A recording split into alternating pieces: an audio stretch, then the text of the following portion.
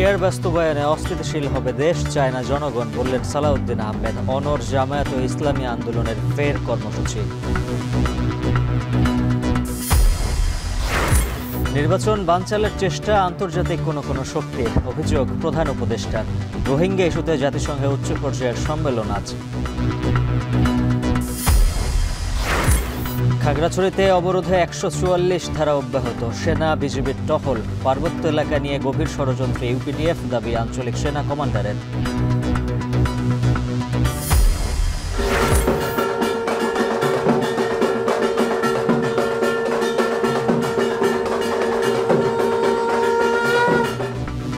মহা অষ্টমীতে কুমারী রূপে দেবী দুর্গা ও নারী শক্তির বন্দনা। ৫ নৈবেদ্য অর্চনা শেষে পুষ্পাঞ্জলি, মণ্ডপে মণ্ডপে উপচে পড়া ভিড়। মেয়েদেরকে মায়ের মতো সম্মান দেওয়া হয়েছে এই কুমারী পূজার মাধ্যমে। মা দুর্গার দশভুজ যে শক্তি, সেটা যেন সবসময় জাগ্রত থাকে। বেসরকারি ব্যবস্থাপনায় বাড়ল হজ প্যাকেজের মূল্য। সর্বনিম্ন ৫,১০,০০০ আর সর্বোচ্চ ৭.৫ লাখ টাকা নির্ধারণ। নিবন্ধনের ধীরগতিতে দুশ্চিন্তা।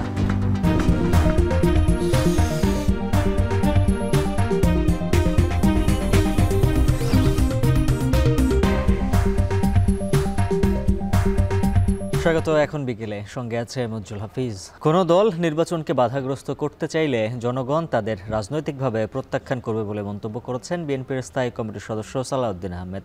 বলেন, দেশের মানুষ পিআর পদ্ধতির বিপক্ষে, আর ঐক্যবদ্ধ জনগণ সব ষড়যন্ত্র মোকাবিলা করবে বলেও মন্তব্য করেছেন বিএনপির সিনিয়র যুগ্ম মহাসচিব রুহুল কবির রিজভী। বিস্তারিত সিফাত শাহরিয়ারের প্রতিবেদনে।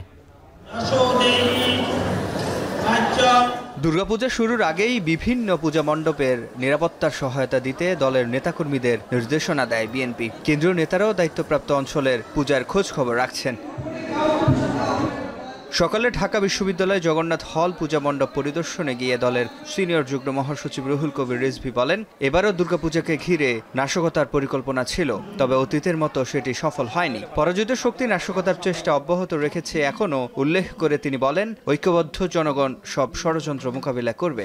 নাশকতামূলক কাজ নানাভাবে তারা অন্তর্ঘাত তৈরি করার চেষ্টা করছে, কিন্তু এই দেশের মানুষের যে প্রাণের যে শক্তি, এই শক্তি অফুরন্ত। এই শক্তির কাছে সকল নাশকতাকারী চক্রান্ত ভেসে গেছে, কেউ কিছু করতে পারে।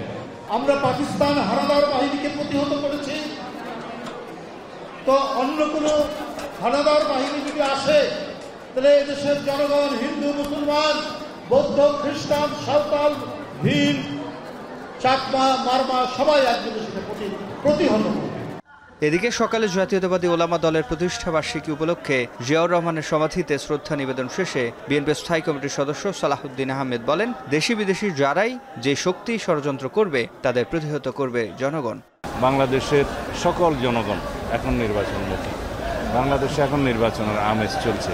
এই অবস্থায় কোনো দল যদি বিভ্রান্তি সৃষ্টি করে, নির্বাচনের পথে বাধা সৃষ্টি করে, জনগণ তাদেরকে চিহ্নিত করবে এবং রাজনৈতিকভাবে তাদেরকে প্রত্যাখ্যান করার সম্ভাবনা আছে। পিআর পদ্ধতি বাস্তবায়নকারী দেশ সবসময় অস্থিতিশীল থাকে জানিয়ে সালাউদ্দিন আহমেদ বলেন, দেশের মানুষ পিআর পদ্ধতির বিপক্ষে। পিআর পদ্ধতি হচ্ছে একটা পার্মানেন্ট রেস্টলেসনেস পদ্ধতি এবং কোনো স্থায়ী সরকার ব্যবস্থা প্রতিষ্ঠিত হয় না সুষ্ঠু প্রক্রিয়ায়। কখনো মেজরিটির ভিত্তিতে সরকার গঠন করা সম্ভব হয় না। একটি ঝুলন্ত পার্লামেন্ট থাকে, অস্থির অবস্থা থাকে। বাংলাদেশের মানুষ পিআর পদ্ধতির বিপক্ষে। একটা জরিপে দেখলাম 66% মানুষ পিআর পদ্ধতির বিরুদ্ধে। এ সময় সব রাজনৈতিক দলকে নিজেদের মধ্যে বিভক্তি দূর করার আহ্বান জানান তিনি। সিফাত শাহরিয়ার, এখন ঢাকা। পিআর পদ্ধতিতে নির্বাচন সহ 5 দাবিতে ফের রাজপথে নামছে জামায়াতে ইসলামী ও ইসলামী আন্দোলন বাংলাদেশ। 10 অক্টোবর সারা দেশে গণমিছিল সহ 10 দিনের কর্মসূচি করবে জামাত, আর একই দিন রাজধানী ও বিভাগীয় শহরে মিছিল করবে ইসলামী আন্দোলন। দুই দলের কর্মসূচির বিস্তারিত থাকছে প্রতিবেদনে। 5 আগস্টের পর থেকেই মৌলিক সংস্কার সাপেক্ষে জাতীয় সংসদ নির্বাচনের দাবি করে আসছে বাংলাদেশ জামায়াতে ইসলামী। জুলাই সনদের ভিত্তিতে ফেব্রুয়ারিতে নির্বাচন, পিআর পদ্ধতিতে নির্বাচন সহ 5 দফা দাবির পক্ষে 10 দিনের কর্মসূচি ঘোষণা করেছে জামায়াত। আমাদের 5 দফা গণদাবি ইতিমধ্যেই জনগণের কাছে যৌক্তিক ও গ্রহণযোগ্য হয়েছে। তাই দেশের জনগণ এ দাবির প্রতি ব্যাপক সমর্থন দিয়ে রাজপথে আন্দোলনে সামিল হয়েছে। বর্তমান সরকারের উচিত অবিলম্বে জনগণের 5 দফা মেনে নিয়ে জুলাই জাতীয় সনদের ভিত্তিতে আগামী ফেব্রুয়ারিতে ত্রয়োদশ জাতীয় সংসদ নির্বাচনের আয়োজন করা।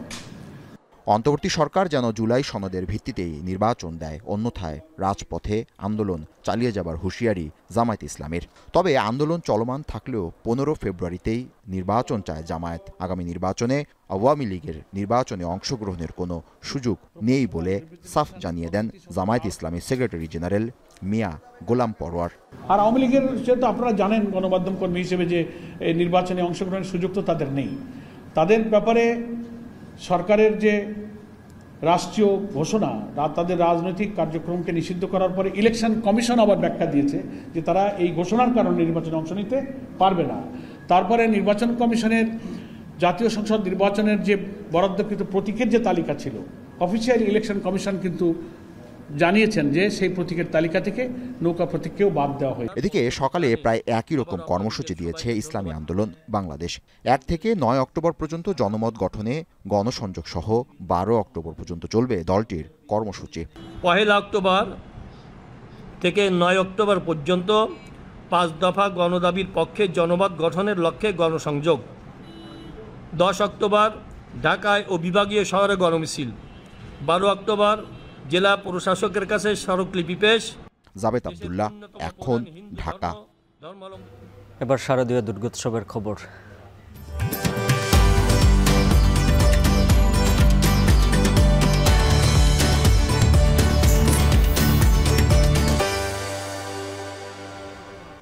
কুমারীর আসনে বসে এক কিশোরী, তার মাঝে ভগবতী আর মাতৃরূপের খোঁজ করলেন ভক্তরা। মঙ্গলবার অষ্টমীর সকাল থেকে ভক্তের ঢল আর শঙ্খধ্বনির ঐক্যতানে মুখর রাজধানীর রামকৃষ্ণ মঠ পূজা মণ্ডপ। শাস্ত্রোচ্চার আর মন্ত্রপাঠের সাথে ধূপ, দীপ আর ফুলের সুবাসে আড়ম্বরে পালিত হয় কুমারী পূজা। সন্ধ্যায় হবে সন্ধি পূজার আসর। মহাষ্টমীর আচার অনুষ্ঠানের বিস্তারিত জানাচ্ছেন তাজিলা খান মিম।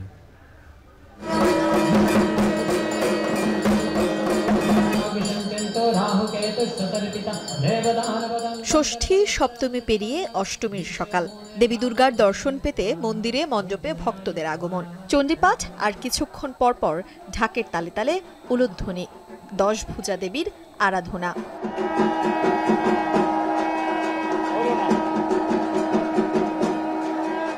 সকাল 6:10 থেকে মন্ত্রপাঠের মাধ্যমে ষোড়শ উপাচারে শুরু হয় মহাষ্টমীর পূজা। এরপর 10:30টায় পুষ্পাঞ্জলি শেষে বেলা 11টায় রাজধানীর রামকৃষ্ণ মিশনে কুমারী মায়ের উন্মোচনের মাধ্যমে শুরু হয় অষ্টমীর বিশেষ আকর্ষণ কুমারী পূজা। দেবী দুর্গার আরেক নাম কুমারী হওয়ায় সব নারীর মধ্যে মাতৃভাব উপলব্ধি করার জন্যই মহাষ্টমীতে এই কুমারী পূজার আয়োজন। এবার 6.5 বছর বয়সী লাবণ্য চ্যাটার্জি নামের এক ব্রাহ্মণ কন্যাকে কুমারী বানানো হয়, যার শাস্ত্রীয় মতে নাম রাখা হয় মালিনী। ঢাকের তালে উলুধ্বনি দিয়ে চণ্ডী পাঠ করে তাকে দেবীর আসনে বসিয়ে অগ্নি, জল, বস্ত্র, পুষ্প এবং বায়ু এই 5 উপকরণে দেয়া হয় কুমারী মায়ের পূজা। অর্ঘ্য প্রদানের পর দেবীর গলায় পরানো হয় পুষ্পমাল্য। মা তো মাই, মাতৃরূপেই মাকে পূজা হচ্ছে। তো এই মাতৃরূপ প্রতিটি নারীর মধ্যেই জাগ্রত। শুধু প্রকাশ আমরা করি না, কিন্তু নারী শক্তি যে আছে তার তো প্রমাণ মা। আমাদের সমাজে যে নারীর প্রতি অশ্রদ্ধা করা হয়, তাদেরকে অসম্মান করা হয়, তাদের উপর অত্যাচার করা হয়, এগুলো বন্ধ করা প্রয়োজন এবং কুমারী পূজার মাধ্যমে আমরা সেটি জাগরিত করতে চাই। সকল নারীদের সম্মান করা উচিত, সকল নারীদের যেন সম্মান পায়। হ্যাঁ, সবাই দেখবে এটাই আমরা আশা করি, এটাই প্রত্যাশা করি। হিন্দু শাস্ত্র অনুসারে সাধারণত 1 থেকে 16 বছরের অজাত পুষ্প সুলক্ষণা ব্রাহ্মণ বা অন্য গোত্রের অবিবাহিত কুমারী নারীকে দেবী জ্ঞানে পূজা করা হয়। শ্রী রামকৃষ্ণের মতে শুদ্ধাত্মা কুমারীতে ভগবতীর রূপ বেশি প্রকাশ পায় এবং মাতৃরূপ উপলব্ধি করাই এই কুমারী পূজার মূল উদ্দেশ্য। 1 বছর বয়স থেকে 16 বছর বয়স পর্যন্ত যে কোনো বয়সের কুমারীকে এই দুর্গাপূজার সময় কুমারী রূপে পূজা করার বিধান আছে। শুদ্ধাত্মা কুমারীর মধ্যে দেবী ভগবতীর সর্বাধিক প্রকাশ এবং এই শুদ্ধাত্মা বলতে আমরা সাধারণত 5 থেকে 7 বছর বয়স অবধি যে কুমারী তাকে আমরা নির্বাচন করি। রাজধানীতে শুধু এই রামকৃষ্ণ মঠের পূজার মণ্ডপেই কুমারী পূজার আয়োজন করা হয় বলে দূর দূরান্ত থেকে ভক্তরা ভিড় জমায় কুমারী দেবীর এক নজর দর্শন পেতে। 1901 সালে কলকাতার বেলুর মাঠে স্বামী বিবেকানন্দ প্রথম এই কুমারী পূজার প্রচলন করেন। এরপর থেকেই সনাতন ধর্মাবলম্বীরা শারদীয় দুর্গোৎসবের অষ্টমী তিথিতে এই পূজা পালন করে আসছে। হিন্দু শাস্ত্রমতে বিশ্বাস করা হয় সকলে মিলে যদি এই পূজার মাহাত্ম্য সঠিকভাবে ধারণ করতে পারেন তবেই সমাজ থেকে নারী এবং পুরুষের যে বৈষম্য রয়েছে সেই বৈষম্য দূর হবে এবং বিশ্বব্যাপী বয়ে আনবে শান্তি এবং কল্যাণ। রাজধানীর রামকৃষ্ণ মিশন থেকে তানজিলা খান মিম, এখন ঢাকা। দুর্গাপূজার আরও খবর জানাতে এই মুহূর্তে বরিশাল থেকে যুক্ত আছেন সহকর্মী অমিত হাসান। অমিত, জানাবেন এখন মণ্ডপে কি কি আনুষ্ঠানিকতা চলছে?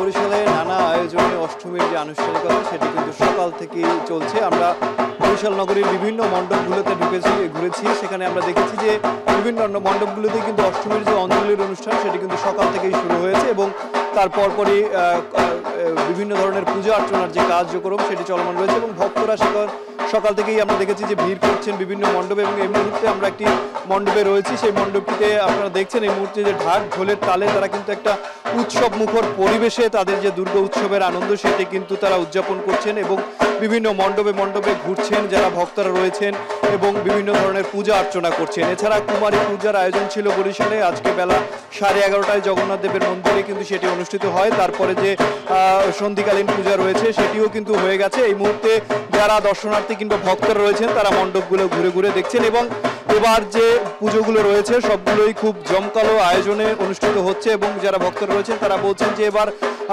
সুষ্ঠু সুন্দর পরিবেশে তারা পূজা মণ্ডপগুলো ঘুরতে পারছেন এবং তাদের যে উৎসব সেটি তারা উদযাপন করতে পারছেন এবং প্রশাসনের পক্ষ থেকেও সব ধরনের প্রস্তুতি নেওয়া হয়েছে। আমরা দেখেছি যে পুলিশ কমিশনার থেকে শুরু করে পুলিশ প্রশাসনের যারা রয়েছেন তারা কিন্তু বিভিন্ন মণ্ডপ ঘুরছেন যাতে কোনো অপ্রীতিকর ঘটনা না ঘটে, সে কারণে কিন্তু বাড়তি নিরাপত্তা ব্যবস্থা নেওয়া হয়েছে এবং এই মুহূর্তেও মণ্ডপগুলোতে দেখছেন যে একটি উৎসব ঘন পরিবেশ কিন্তু তৈরি করেছেন যারা রয়েছেন সংশ্লিষ্টরা এবং যারা দর্শনার্থীরা রয়েছেন তারাও আসছেন এবং তারা বলছেন যে গত যে কোনো বারের তুলনায় এবছরের পুজো অনেক সুন্দরভাবে এবং উৎসব মুখর পরিবেশে তারা কিন্তু পালন করতে পারছেন এবং আগামীতেও এর থেকেও বড় আকারে যাতে তারা এই দুর্গাপূজা সুন্দরভাবে অনুষ্ঠিত করতে পারে সে লক্ষ্যে কিন্তু সেটাই কিন্তু তারা প্রত্যাশা করেছিল। এবং আমরা দেখেছি বরিশালের যে মণ্ডপগুলো রয়েছে, বরিশালে এবার 47টি মণ্ডপে দুর্গাপূজা অনুষ্ঠিত হচ্ছে। প্রত্যেকটি মণ্ডপেই কিন্তু বাড়তি ধরনের সাজসজ্জা আমরা দেখতে পেয়েছি এবং সন্ধ্যার পর থেকেই পুরো নগরী সাজে এক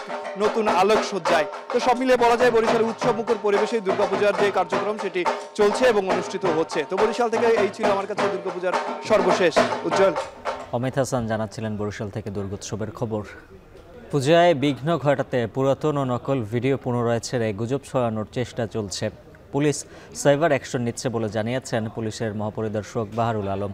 সকালে পুলিশ হেডকোয়ার্টার্সে শারদীয় দুর্গাপূজার নিরাপত্তা নিয়ে ব্রিফিংয়ে তিনি জানান প্রতিটি পূজা মণ্ডপে আইন শৃঙ্খলা বাহিনী কড়া পাহারায় রয়েছে। সম্প্রতি নষ্টের চেষ্টা বা নির্বাচনের আগে পরিস্থিতি ঘোলাটে করার চেষ্টা ঠেকাতে পুলিশ সতর্ক বলেও জানান আইজিপি। এবং কোনো ধরনের অপ্রীতিকর ঘটনা যেন না ঘটে। এর মধ্যে ছোটখাটো যে কোনো ইস্যুতেই আমরা সাথে সাথে সেখানে গিয়েছি, পূজা কমিটির তরফ থেকে হোক অথবা আপনাদের তরফ থেকে হোক অথবা অন্য যে কোনোভাবে খবর পেলেই আমাদের সংশ্লিষ্ট পুলিশ কর্মকর্তারা সেখানে ছুটে যান। ইলেকশনের ব্যাপারে আপনারা জানি কে বলতে চাচ্ছিলেন, ইলেকশনে আমি মনে করি যে আমাদের যে প্রস্তুতি এটা আমরা পূর্ণ প্রস্তুতি নিচ্ছি, মানে we are in the process, আমরা শুরু করেছি এবং এটার মধ্যে একটা সবচেয়ে বড় অংশ হচ্ছে আমাদের 1,50,000 পুলিশ সদস্যকে প্রশিক্ষণ দেওয়া। এই প্রশিক্ষণটার ব্যাপারে আমাদের এই সময় যে ট্রেনিং আছেন দুর্গাপূজাও অবরোধ শিথিল করায় খাগড়াছড়িতে পরিস্থিতির কিছুটা উন্নতি হয়েছে। খুলেছে কিছু কিছু দোকানপাট। আতঙ্ক থাকলেও কাজের তাগিদে ঘর ছেড়ে বের হয়ে আসছেন মানুষ। তবে 144 ধারা অব্যাহত রয়েছে আর কঠোর নজরদারি চালিয়ে যাচ্ছে আইন শৃঙ্খলা বাহিনী। এদিকে সেনাবাহিনীর দাবি খাগড়াছড়ি সংঘর্ষ পরিকল্পিত এবং তা ভবিষ্যতে বড় ধরনের পরিকল্পনার অংশ। বহিঃশক্তি ইন্ধনে ইপিডিএফ পার্বত্য অঞ্চলকে অস্থিতিশীল করার চেষ্টা করছে বলেও প্রমাণ পেয়েছে সেনাবাহিনী। হোসেন জিয়াদের প্রতিবেদনে বিস্তারিত। খাগড়াছড়িতে বিভিন্ন মোড়ে মোড়ে কড়া পাহারা বসিয়েছে সেনা, বিজিবি সহ আইনশৃঙ্খলা বাহিনী। সড়কে টহল, চেকপোস্টে তল্লাশির পাশাপাশি ঝুঁকিপূর্ণ পাড়াগুলো ঘিরে সতর্ক অবস্থায় সবাই। অবরোধ পরিস্থিতি কিছুটা শিথিল করায় গত 2 দিনের চেয়ে মঙ্গলবার পরিস্থিতির খানিকটা উন্নতি হয়েছে। খুলেছে কিছু দোকানপাট ও ব্যবসা প্রতিষ্ঠান। আতঙ্ক কাটিয়ে জরুরি প্রয়োজনে ঘর থেকে বের হচ্ছেন কেউ কেউ। এছাড়া দুর্গাপূজা ঘিরে উৎসবও চলছে সনাতনী পাড়ায়। তবে পাড়াগুলোতে এখনো স্বস্তি ফেরেনি। বিশেষ করে গুইমারা এখনো ঘরে ফিরতে পারেনি অনেকে।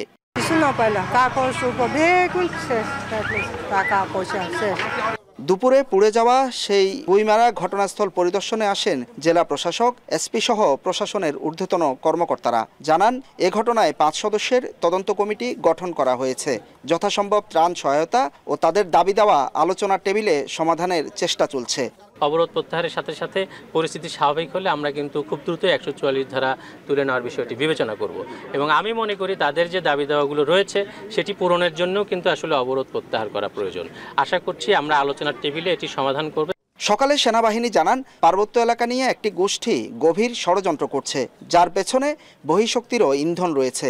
এই সংঘর্ষ একটি বড় ধরনের পরিকল্পনার অংশ বলেও দাবি করেন তিনি। বহিঃশক্তির অথবা এখানকারই একটা মহল তাদেরকে পেছন থেকে সাহায্য করছে। পার্বত্য চট্টগ্রামকে অস্থিতিশীল এবং সাম্প্রদায়িক দাঙ্গা সংগঠনের বিষয়টি একটি বৃহত্তর ষড়যন্ত্রের অংশ এবং এ ব্যাপারে এই সকল প্রমাণাদি আইনশৃঙ্খলা রক্ষাকারী বাহিনীর কাছে আছে। পরিস্থিতি নিয়ন্ত্রণে প্রয়োজনে আরও কঠোর হওয়ার ইঙ্গিত দেওয়া হয়েছে সেনাবাহিনীর পক্ষ থেকে।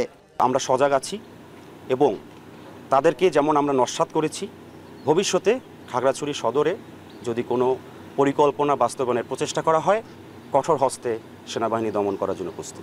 অবরোধ শিথিল হলেও খাগড়াছড়ি থেকে ঢাকা, চট্টগ্রাম ও অভ্যন্তরীণ রুটে যান চলাচল বন্ধ রয়েছে।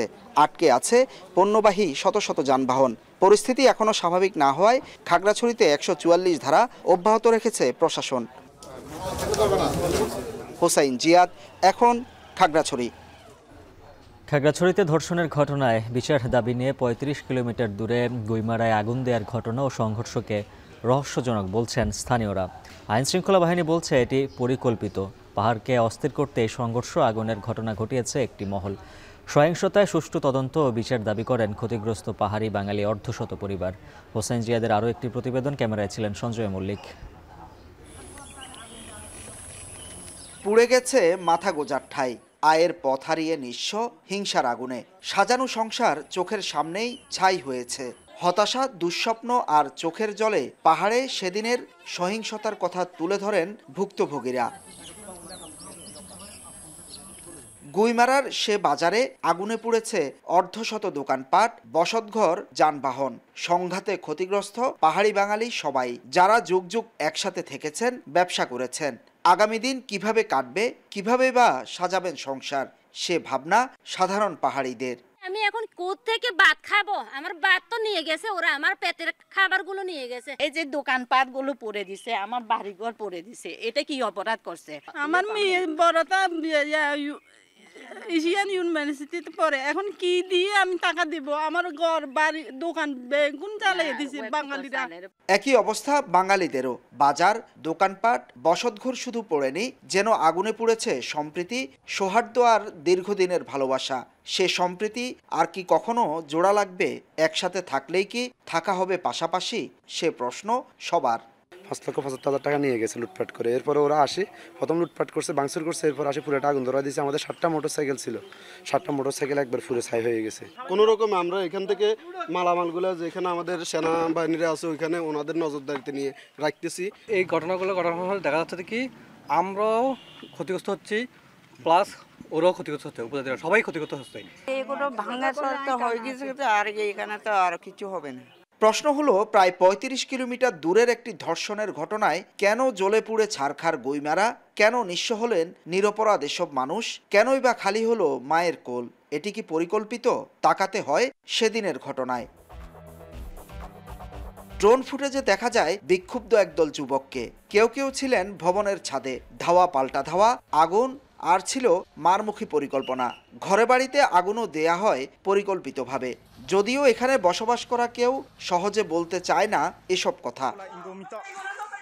আইনশৃঙ্খলা বাহিনীর দাবি, এ ধর্ষণের ঘটনাকে পুঁজি করে সুষ্ঠু বিচারের পরিবর্তে একটি মহল ষড়যন্ত্র করছে। আমরা চাই না যে সামান্য একটা ঘটনা নিয়ে এতগুলো তোলপাড় এতগুলো হবে, এটা তো আমরা কোনোদিনও ভাবি নাই। আমাদের এই পার্বত্য এলাকায় যে কিছু মহল তারা ষড়যন্ত্র করে অথবা বিভিন্ন কারণে এই এলাকাটাকে অস্থিতিশীল করার চেষ্টা করছে, তো এটা প্রতিহত করার জন্য বেসামরিক প্রশাসন, সেনাবাহিনী যেভাবে আমাদেরকে সহযোগিতা চাচ্ছে, আমরা তাদের পাশে আছি।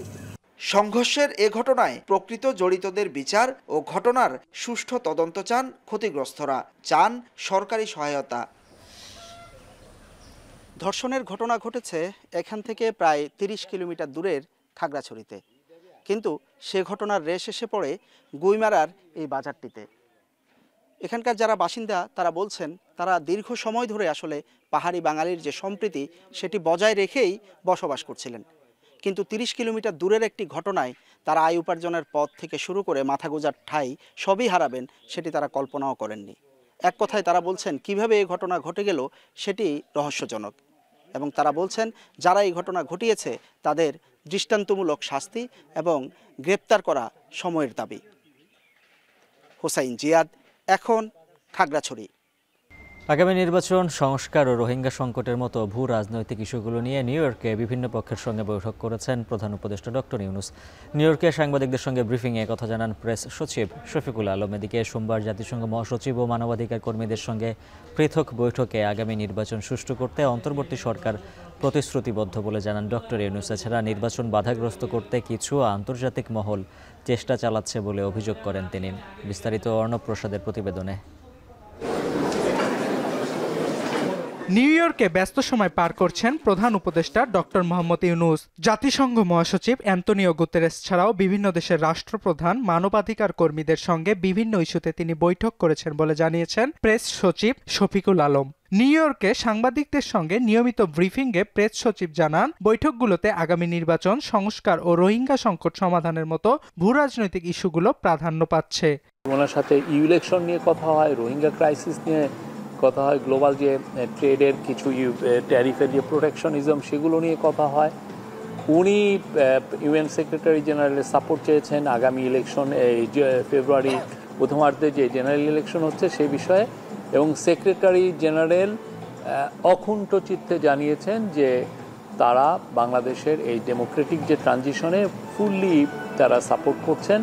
সোমবার জাতিসংঘ মহাসচিব অ্যান্তোনিও গুতেরেসের সঙ্গে বৈঠকে বসেন ডক্টর ইউনূস। বৈঠকে তার সরকারের নেয়া সংস্কারমূলক পদক্ষেপ এবং একটি অবাধ, সুষ্ঠু ও শান্তিপূর্ণ নির্বাচন নিশ্চিত করার প্রতিশ্রুতি সম্পর্কে মহাসচিবকে অবহিত করেন তিনি। পাশাপাশি নির্বাচনের জন্য জাতিসংঘের সমর্থনও চান ডক্টর ইউনূস। এ সময় অধ্যাপক ইউনূস বলেন, আগামী কয়েক মাস খুবই গুরুত্বপূর্ণ। সিমিলারলি তারা রিফর্মের ক্ষেত্রেও তারা ফুললি সাপোর্ট এবং সিমিলারি সলিডারিটি ঘোষণা করছেন যে এই রিফর্মটা ইন্টারিম গভর্নমেন্ট নিয়েছে এবং সামনের দিনগুলোতে ইলেকশনের আগে যেই কাজগুলো ওনারা করবেন সেটার সাথে উনি অকুণ্ঠ চিত্তে তার সাপোর্টটা জানিয়েছে।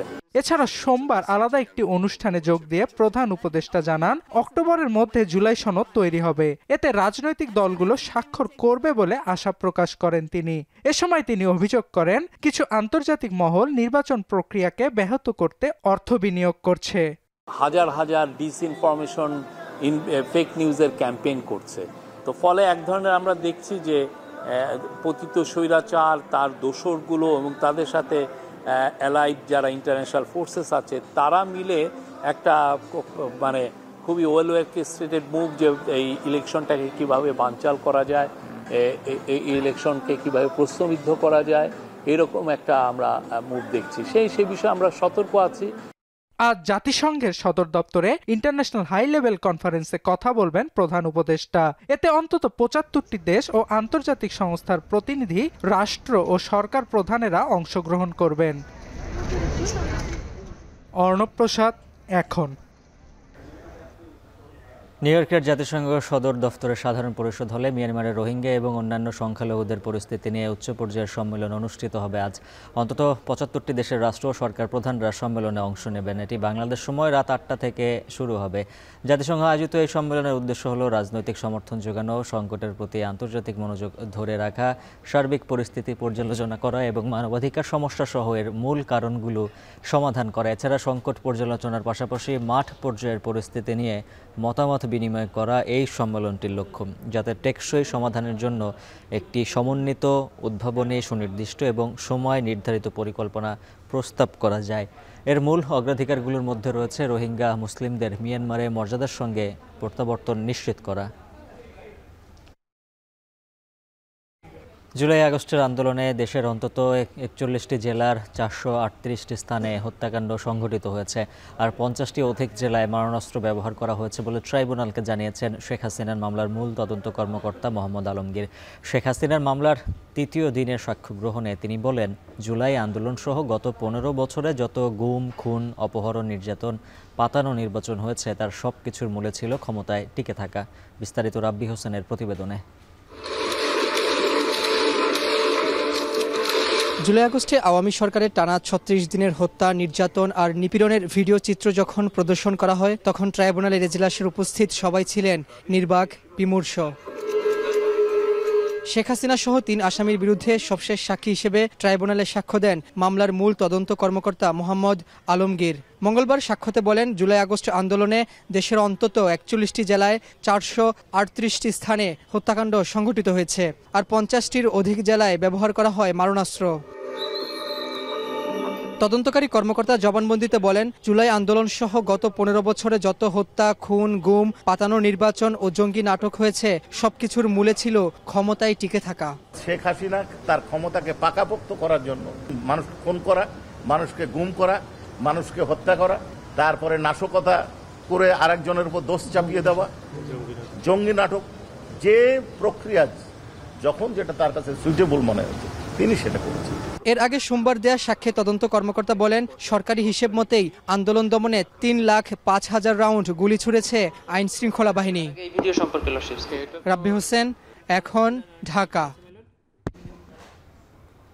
পূর্বাচল নতুন শহর প্রকল্পে প্লট জালিয়াতির মামলায় শেখ হাসিনা ও তার পরিবারের সদস্যদের বিরুদ্ধে ৫ম দিনের সাক্ষ্য গ্রহণ এই সংক্রান্ত দলিল আদালতে দাখিল করেন স্থানীয় সাব রেজিস্ট্রার। মঙ্গলবার সকালে ঢাকার ৫ম বিশেষ জজ আদালতে প্লট জালিয়াতির ২ মামলায় ৫ম দিনের সাক্ষ্য গ্রহণ অনুষ্ঠিত হয়। আদালতে সাক্ষ্য দেন ২ জন মেট্রোপলিটন ম্যাজিস্ট্রেট ও ঢাকা দক্ষিণ সিটি কর্পোরেশনের কর্মকর্তা সহ ৯ জন। এ সময় পূর্বাচল ও ধানমন্ডির সুধা সদনের প্লটের মালিকানার নথি দাখিল করেন সাক্ষীরা। এর আগে ৩ মামলায় ১১ জন সাক্ষ্য দেন। ক্ষমতার অপব্যবহার করে পূর্বাচলের নতুন শহর প্রকল্পে ৩০ কাঠা প্লট বরাদ্দ নেয়ার অভিযোগে মামলাগুলো করে দুদক। এসব মামলায় শেখ হাসিনা, তার ছেলে সজীব অজেদ জয় ও মেয়ে সাইমা অজেদ পুতুল সহ ৪৭ জনকে আসামি করা হয়।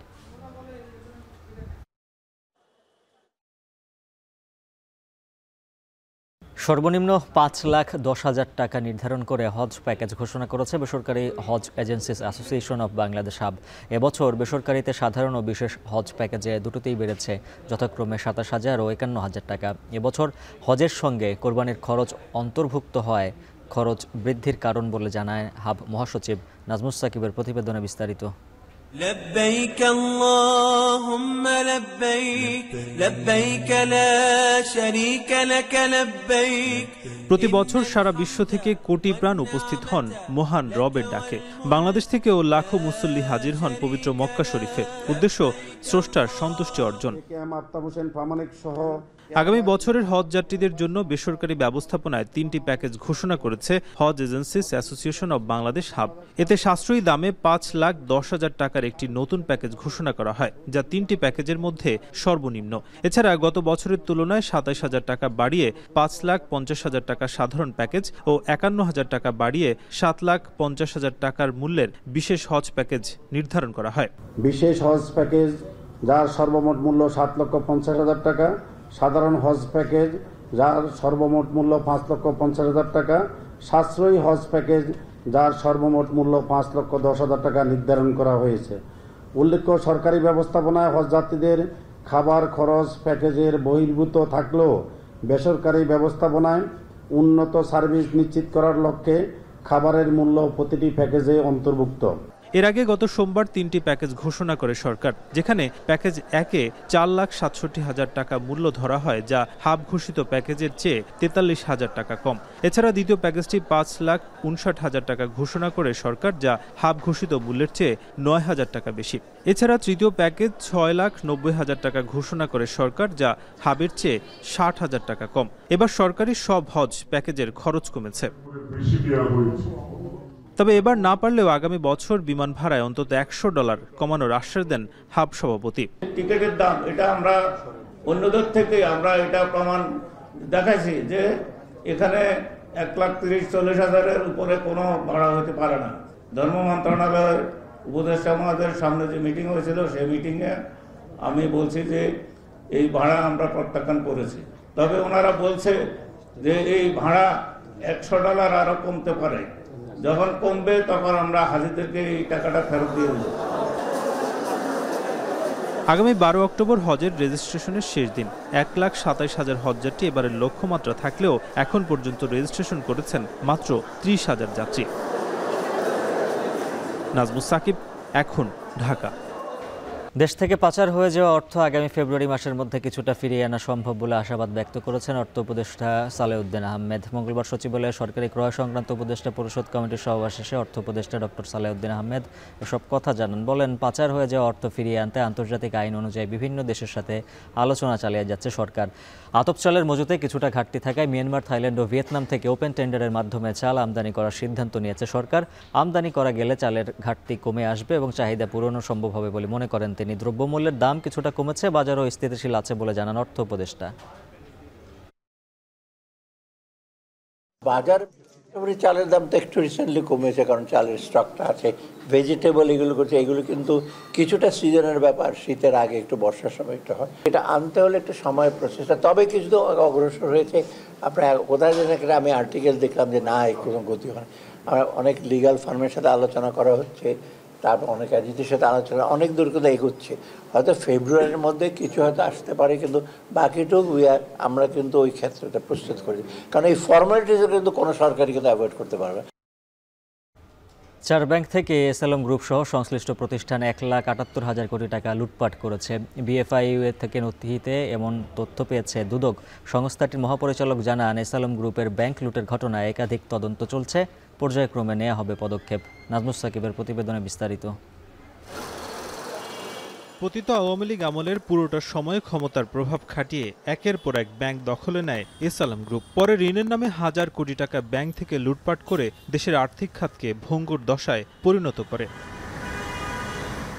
এসএলএম গ্রুপের নিয়ন্ত্রণে থাকা ব্যাংকগুলো নামে বেনামে লুটপাটের ঘটনার অনুসন্ধান করছে দুদক। ইতোমধ্যে কেন্দ্রীয় ব্যাংকের আর্থিক গোয়েন্দা ইউনিট থেকে পাওয়া নথি বিশ্লেষণ করে দুদকের তথ্য বলছে, ইসলামী ব্যাংক থেকে 1,05,000 কোটি টাকা, গ্লোবাল ইসলামী ব্যাংক থেকে 13,000 কোটি টাকা, ফার্স্ট সিকিউরিটি ইসলামী ব্যাংক থেকে 39,000 কোটি টাকা ও ইউনিয়ন ব্যাংক থেকে 20,000 কোটি টাকা লুটপাটের প্রমাণ মিলেছে। এসব নিয়ে টাস্ক ফোর্সের পাশাপাশি দুদকের একাধিক টিম কাজ করছে।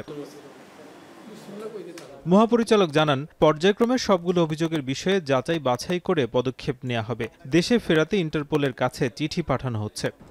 এসএলএম বা অন্য যেই যাদের বিরুদ্ধে আমাদের এখানে অনুসন্ধান চলমান রয়েছে কিংবা মামলা তদন্তাধীন রয়েছে, সেই বিষয়গুলোতে কিন্তু কাজ হচ্ছে।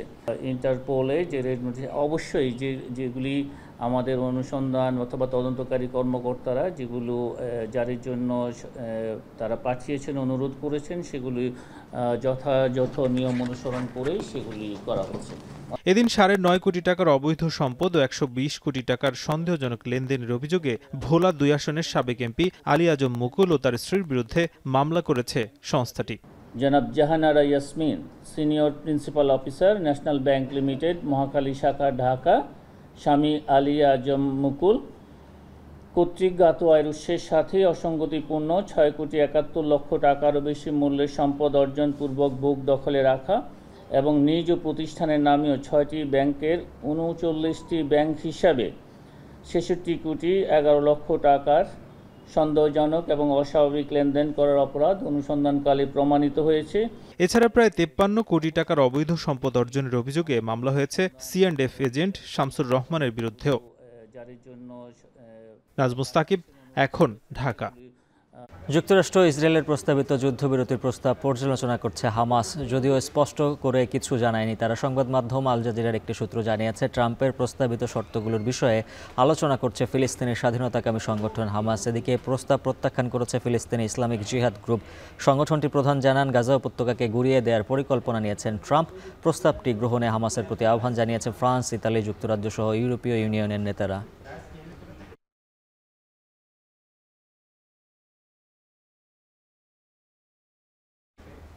নিচ্ছে আরও একটা বিরতি, সঙ্গেই থাকুন।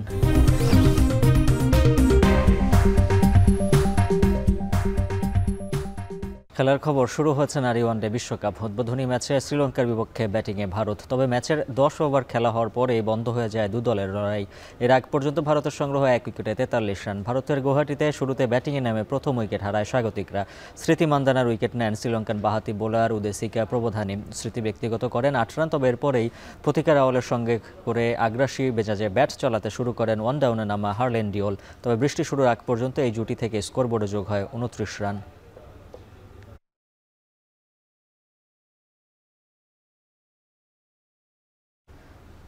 শেষ করব এখন বিকেল, তার আগে শিরোনামগুলো জানিয়ে দিচ্ছে আরও একবার। পিয়ার বাস্তবায়নে অস্থিতিশীল হবে দেশ, চায় না জনগণ, বললেন সালাউদ্দিন আহমেদ। অনর, জামাত ও ইসলামী আন্দোলনের ফের কর্মসূচি। নির্বাচন বানচালের চেষ্টা আন্তর্জাতিক কোনো শক্তির, অভিযোগ প্রধান উপদেষ্টার। রোহিঙ্গা ইস্যুতে জাতিসংঘে উচ্চ পর্যায়ের সম্মেলন আজ। খাগড়াছড়িতে অবরোধে 144 ধারা অব্যাহত। সেনা বিজিবির টহল। পার্বত্য এলাকা নিয়ে গভীর ষড়যন্ত্রে ইউপিডিএফ, দাবি আঞ্চলিক সেনা কমান্ডারের।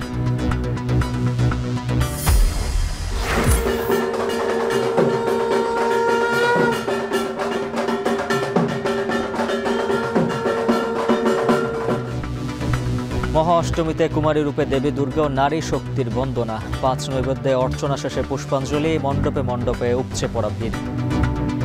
মেয়েদেরকে মায়ের মতো সম্মান দেওয়া হয়েছে এই কুমারী পূজার মাধ্যমে। মা দুর্গার দর্শনীয় যে শক্তি, সেটা যেন সবসময় জাগ্রত থাকে। বেসরকারি ব্যবস্থাপনায় বাড়ল হজ প্যাকেজের মূল্য। সর্বনিম্ন 5,10,000 আর সর্বোচ্চ 7.5 লাখ টাকা নির্ধারণ। নিবন্ধনের দীর্ঘদিতে দুশ্চিন্তা। আর এই ছিল এখন বিকেলের আয়োজন। এখন টেলিভিশন ওয়েবসাইটে দেখুন এখন.tv, ফেসবুকে দেখুন facebook.com/tv.এখন, আর ইউটিউবে দেখুন youtube.com/c/echontv।